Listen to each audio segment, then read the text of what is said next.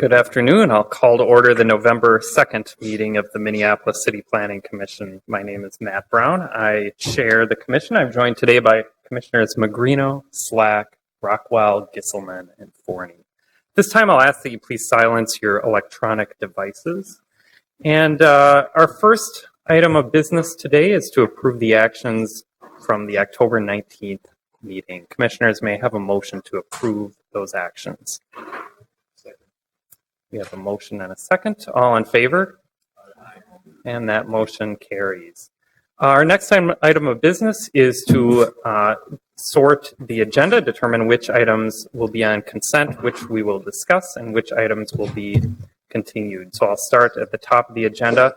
Item number 1 is Anishinaabe at 1600 East 19th Street. That is a final plat. Is anyone wishing to speak in opposition to or modify the staff recommendation on that item? Seeing no one, we will put that on consent.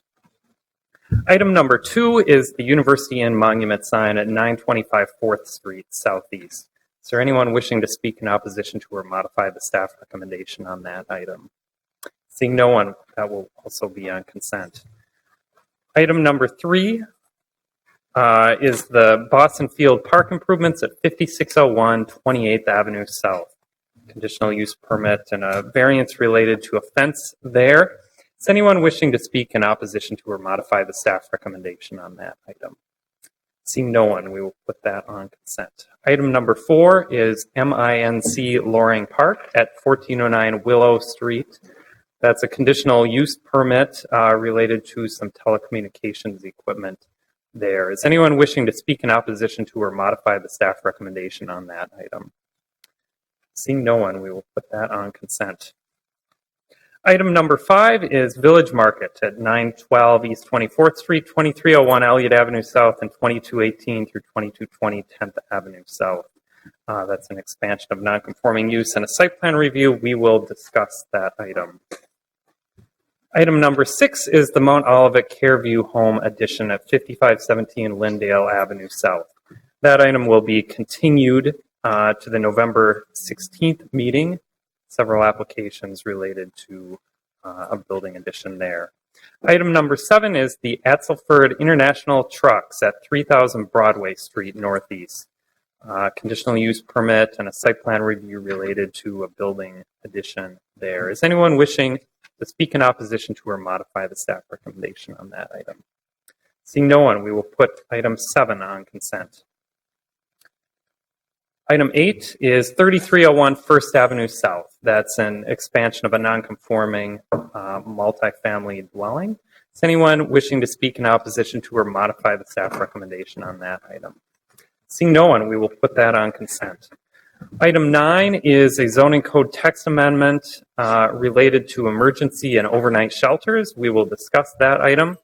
Item 10, also a zoning code text amendment. This one is related to the allowable square footage of certain uses. Is anyone wishing to speak in opposition to or modify the staff recommendation on that item?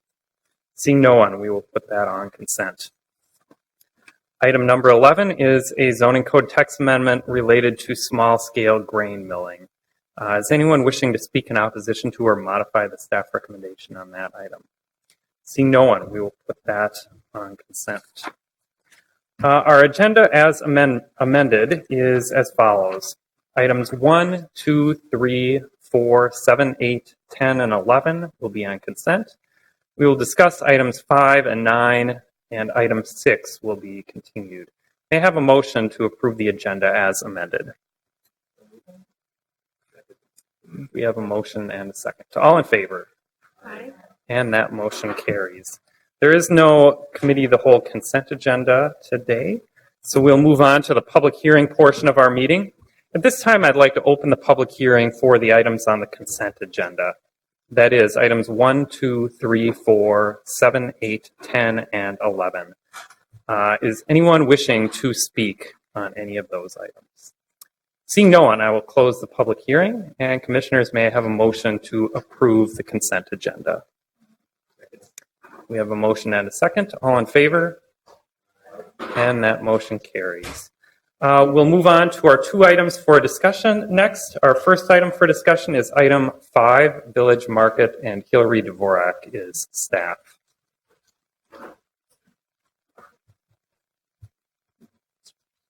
Okay.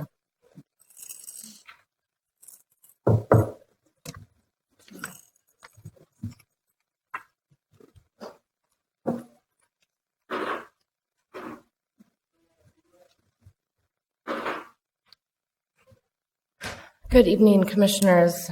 This is a public hearing item for you, before you tonight, for the Village Market development. This has been before this commission in August of this year, August 17th to be exact. And it was continued to the September 21st public hearing, has been subsequently continued since then to tonight's meeting. And given the time frame in the 61 20-day clock, this is the last time that this can be continued in this commission. So we do need an action tonight on this item in order to allow for an appeal process to pan out before the clock expires. This had gone also to Committee of the Whole for discussion. And on page 2 of the staff report, there's a list of items that we discussed at that meeting. It was discussed at that meeting that the TDMP that was done prior to this being before the commission in August, that it wasn't robust enough. And so the city, both Public Works and CPED, sat down with SRF, the consulting firm that was hired to draft or write the TDMP, and we discussed with SRF what more should go into that. We've had several conversations about that. There is an approved copy of the TDMP in your packets. That TDMP was done, as you probably read, was done after the parking lot on the corner of 10th and 24th was closed. And so one of the problems with the site for traffic operation purposes is that parking lot, and it's a 6-space parking lot, and there are sometimes as many as 22 vehicles squished into that small space, and there are 2 curb cuts, one from each adjacent street, which causes a circular problem of cars trying to rotate in and out of that lot. And so the TDMP that is approved and in your packets tonight was done after that lot was closed. As you know, and as you've read in the reports, and there is that table on page 4, there have been several different land use applications associated with this project going back to 2001. As part of those initial approvals in 2001 and then also in 2004, there were TDMPs that were done in conjunction with both of those projects. The first TDMP actually was done in 2000 when the city invested or was partnering with the landowners at the time to put the mall in this location. And then the 2003 TDMP update that was done, as a condition of that update, there were to be audits done every 2 years for a period of 10 years. Those audits were not done, either by the applicant, by the city, by SRF. They were not done. And so the TDMPs that you have today have robust information in them. There were several different data collections taken. There are several conditions in the TDMP, and what I want to make clear is that the conditions in the TDMP that have been signed, it's a living document whether or not the expansion tonight is approved, or if there is an appeal, whether the expansion is ultimately approved. The TDMP will be audited once a year for the next 5 years, hopefully showing positive results and impacts made in traffic based on the different things that are laid out in that document that's in your packet. That is probably one of the largest updates that has happened, or changes. There are some changes to the site plan that was also as a result of the Committee of the Whole meeting in the August Planning Commission meeting, based on feedback from you, the commissioners, before me. And so I will go through the changes to the site and the changes to the elevations, and then walk you through the conditions of approval. And then I will conclude tonight, as we have spent a lot of time on this project. So this is the site. It's again between Elliott and 10th Avenues on 24th Street. This is located in the 6th Ward. This is the site plan.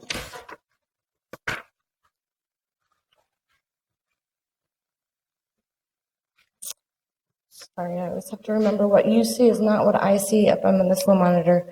So this is the existing building in this location, and this is the deli that's a freestanding. This was the retail market when this had been a bakery prior to 2001. What is the addition, I apologize, is these 4 retail spaces, and then there are 4 office spaces that are proposed on the first floor of the building. So those are the total, that's the total increase in commercial or office activity. It would be 4 retail and 4 office spaces. And then on the second floor of the building, and let me show you that in color so it's a comparison. So this is and these are all on your packets and online. These are the four blue retail spaces, 3 of which have entrances facing the streets. The deli will now have a new door facing the street. These 2 office spaces will have entrances facing the parking lot and the aisles. There is a walkway then that connects back to that, past those 2. And then these 2 office spaces are accessed internally from the market. The office space here on this corner, that is for the security office that will be located Hillary, in the... can you move that Oh. up a little bit? Thank you. Sorry. Should I start over? Or would you? No, that's... Okay. So that's that. And then on the second floor, this area that is shaded in blue had been the prayer room, or place of assembly as we refer to it in our zoning code and in the packets for parking purposes. The prayer room is going to be moved to the addition, so there are windows on both elevations. And then this area of the building would be converted into storage. And then up on the second floor would be common space, just wide open common space for those within the market. And then this is an elevation or a rendering, of what that addition looks like. Thinking back to some of the planning commissioner comments and then also some of the staff recommendations about the design of the building. It is all brick. There is some metal that divides the storefront windows between the 2 floors. They've removed and simplified the cornice line of the building, and all of the awnings will be of similar color, and then the whole building, the existing building will then all be painted a uniform color, and a lot of those comments or changes addressed the comments from the commission. So just going back then to, we are recommending approval as we had in August.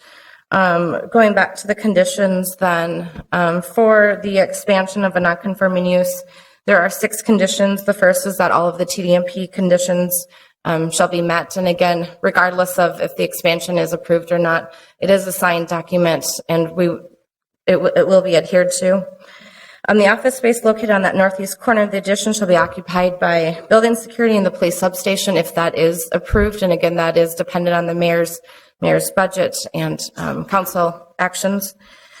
Number 3 is that the applicant shall employ off-duty Minneapolis police officers on Fridays, Saturdays, and Sundays from open to close to help with security and traffic operations on the site and in the public right-of-way. We have confirmed with the city attorney's office that we can add this condition. It's also in the TDMP because off-duty police officers are the only people that can actually direct traffic in the streets. Or not the only, traffic officers also could, but private security companies cannot direct traffic in the public right-of-way. And so to help with traffic operations, we are making this a condition of approval. We are not mandating, but we are encouraging the applicant to apply for a loading designation on East 24th Street. And if applied for, that loading zone should accommodate a minimum of 2 vehicles. Our suggestion in conversations had been either a 15 or 30-minute loading zone to help with those vehicles that are not loading prior to the opening of the day. The fourth one then is that the applicant shall provide the City of Minneapolis parking brochure to all tenants within the building, and that that same parking brochure shall be placard at all of the entrances into the building to help with understanding the street signs and parking operations on the public streets.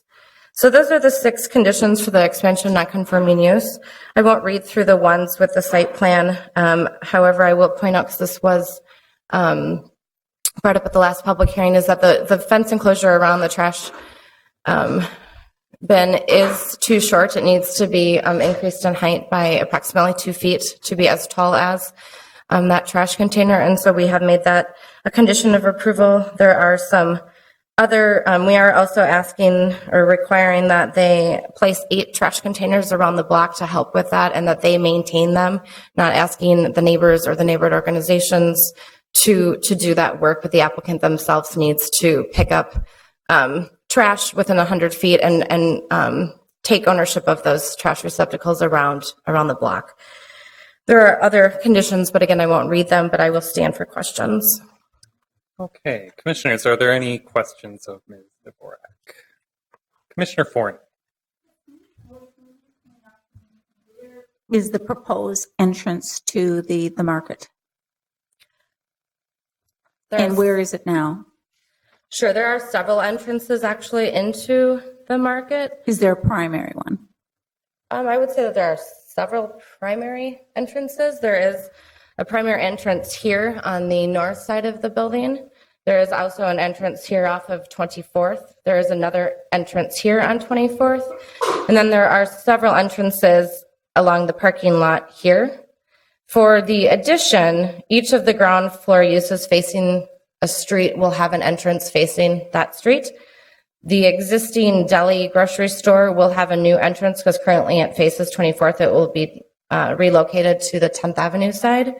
And then the 2 office spaces here in yellow will have new ground floor entrances facing the parking lot. Thank you. Commissioner Gisselman. Hillary, just to be clear regarding the TDMP, so you explained that it is an effective document regardless of whether this project gets approved today. Is that right? Correct. And so you were suggesting then that there is opportunity after today to reevaluate the effects of some of the implementations of the TDMP to assess how they've been effective. Correct. Public Works and I will be doing an audit with the applicant and SRF, who has been, as I understand, contracted to do 1-year audits for the next 5 years. And so that just happens annually? Yes, I will put this in my calendar. Okay, Commissioner Kronzer. Hi, Hillary, just a couple of quick questions. Condition 4 of the expansion non-conforming is to encourage the loading zone. Is there anything that would prevent us from requiring those loading zones? I can let Public Works speak to this. If the reason we're not mandating it is traffic operations on a street can change and they could be removed, and there is an assessed fee for having them. So that is why we're not requiring but encouraging, because things on the street themselves can change. If you want further explanation, Alan Clubman from Public Works, You're right. Traffic and Parking Services is here. So I'll ask my other question, and Alan might be able to answer it too. So as part of the annual TDMP audit, would that potentially include the recommendation to look at one-way streets again? Is that something that could come out of that audit? I will let Alan answer that question or address that question.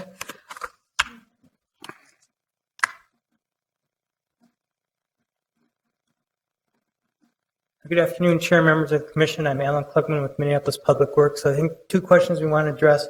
The first one regarding the loading zones, and kind of maybe a subtle point here, but we wanted to stress the phrase encourage the applicant to apply for those or look into those, rather than make it a condition of the TDMP. As Hillary is saying, from time to time, as things change on the street, generically speaking, add bike lanes, take bike lanes away, change number of lanes, width of lanes, etc. Sometimes loading zones end up coming and going, and we didn't want to make this a required condition of the TDMP, such that if a few years down the road, there was some reason why we needed to remove that or suggest removal of the loading zone or relocation to a different location, we didn't want to then have the TDMP be in violation. So kind of a lot of talking there, but the point being is we strongly encourage it. Our operations staff will work with the applicant to implement those, but we didn't want to make it a firm condition of TDMP so we didn't have a future violation risk. Okay, so right now, there are on-street bike lanes were added in the last year or two, and there's on-street parking there. So, I mean, is there anything in your crystal ball that would say something would change, Alan? No, there is not. Okay. It was really more as just kind of trying to be very careful that if something unforeseen were to occur, we wouldn't have a gotcha moment where that loading zone condition couldn't be met. Okay. But to be very honest with you, I think if we put the loading zones out there, they will stay for quite some time. Of course. Okay, moving on to the second question relative to one-way circulation or one-way streets. Yes, that will be part of the audit. And I, just kind of maybe march this out in a few steps. We'll be doing the annual audits. If a conclusion from one of the audits is that a one-way street system is a potential mitigation of some sort of issue that was identified, and therefore the one-way system should be looked at, it would be looked at through that audit or the audit process could, I would say, facilitate or engender us looking at the one-ways. Wouldn't guarantee that that would be the chosen, solution, if you will, but it would be the mechanism for which we could look at them. Okay. Commissioner Rockwall and then Commissioner Bender. I have a sort of historical question, I guess, related to conditions 5 and 6 of the non-conforming use, which are the parking brochure. Is there is already from some prior action a requirement that transit passes are sold within the market? Is that correct? Or I guess my broad question is, is there a similar encouragement of transit? Because I know that this site is a block and a half from a high frequency line, and that one of the hopes is that that patrons are in fact not driving but taking alternate means. That is one of the conditions of the TDMP is that that the owner manager needs to offer the sale of on-site discounted transit passes. Are there then maps or some sort of indication around?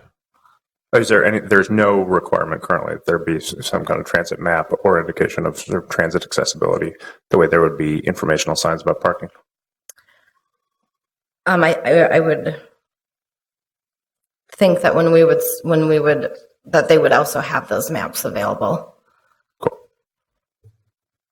Commissioner Bender. Thank you, Mr. Chair. I think I ask this every time and I never can find the answer. Did the TDMP estimate the additional number of vehicle trips that are expected from the expansion?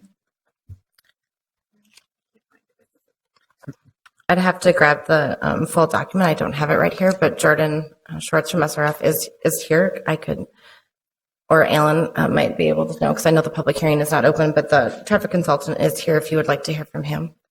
I guess the reason I ask is because the TDMP focuses a lot on parking, which I know is an issue, but just traffic itself has an impact, especially in a residential neighborhood. And I think that's really my bigger concern is when we're looking at an expansion of a non-conforming use in an area that's not zoned for commercial, which in my opinion is probably zoned for could be a lower intensity use in some ways.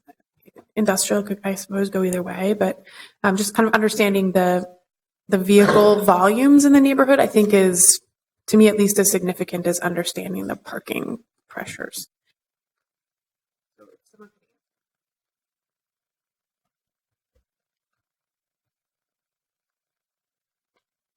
Chair and members of the commission, I did my best to scan through this large document while you were talking.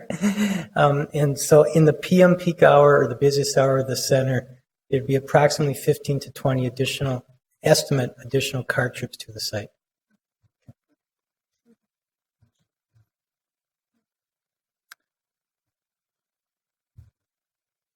Right. Are there any other questions of staff? Commissioner Magrino. What are the implications of not complying with the requirements in the TDMP, regardless of the application that's before us? If we don't approve that, and I mean, what's our enforcement mechanism there? So that's a good question. I don't think I've ever had an experience where we haven't had someone comply with them. So I guess I'm not sure, to be honest with you.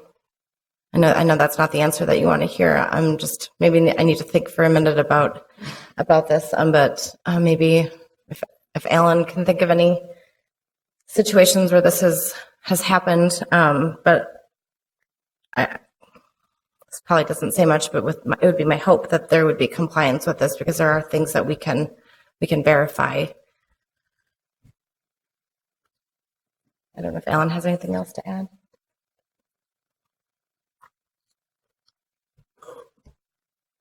Maybe not an exact analogy, but to sort of speak to the process of these being living documents.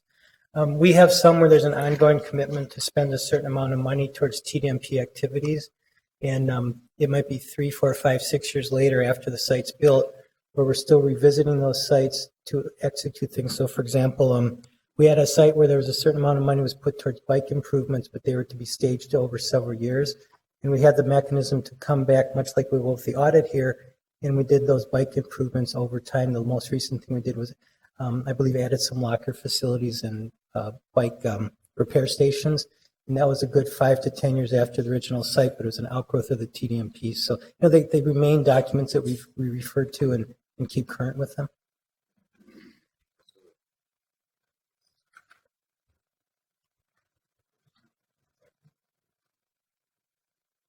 So, like, just for example, if you found that the applicant wasn't offering like the discounted transit passes or one of the other requirements on there, there's not like a fine or anything like that. It's kind of more of an advisory sort of plan. It's more of an enforcement issue, isn't it? I don't know. That to date, there have been no fines put in place for non-compliance with a TDM plan. As you can see in the first condition of associated with the expansion of non-conforming use, it requires compliance through this land use application, which could trigger revocation of the approval, which would be brought to the City Council Zoning and Planning Committee. That's a fairly rare occurrence as well. Usually, we are able to obtain compliance. We are able to levy fines through lack of compliance with land use approvals. We just can't recall a situation where that lack of land use approval has been lack of compliance with a TDM plan. So that would be a new basis for a fine for us. Anything else? Commissioner Slack. This is a question that we seem to be asking a lot lately, but the current Prairie space that's being converted to storage, what assurances do we have that that will stay storage long term, and what assurances that that won't be converted to some other use? As you know, when you make changes to buildings, you are required to come in for building permits. We also do inspections of buildings. This is a site where we have had routine inspections done inside of the building and outside of the building for different reasons. And so through those mechanisms, and if we can put flags in our permitting system, this is a site where if any permit comes in, it goes right to me instead of through our normal counter process for an internal remodel, if you want to say. So any changes that, any permit that would come in would be routed to me, and obviously I would flag that as we won't be approving any changes to the interior of the building. Okay, are there any further questions?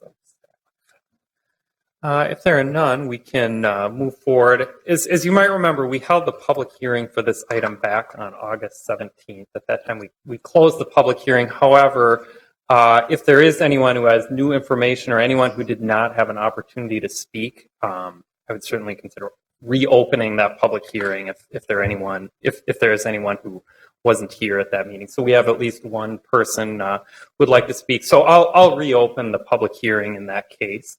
And simply ask that you keep your remarks brief, not repeat things others have said. At the last meeting, I know everyone who had an opportunity to speak, or everyone who wanted to speak had an opportunity to speak, and we heard a lot of testimony. So I'll reopen the public hearing, and you can come forward and please state your name and address for the record.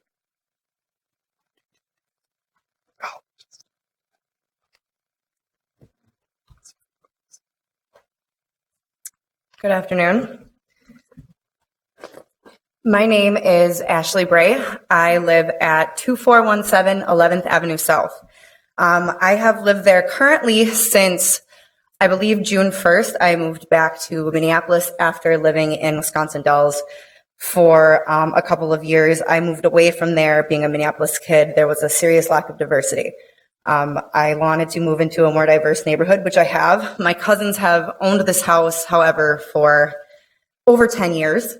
So I have had a lot of experience in this neighborhood. As a resident of this neighborhood, our lives and the lives of my cousin's child, who is 3, have been negatively affected by the lack of parking, by the uptick in crime, and by a few other things that have been going on with the mall. So what we are asking is that you would not go ahead with the expansion, but instead maybe revisit the requirements that the 2003 TDMP set, because we don't feel like those have been met.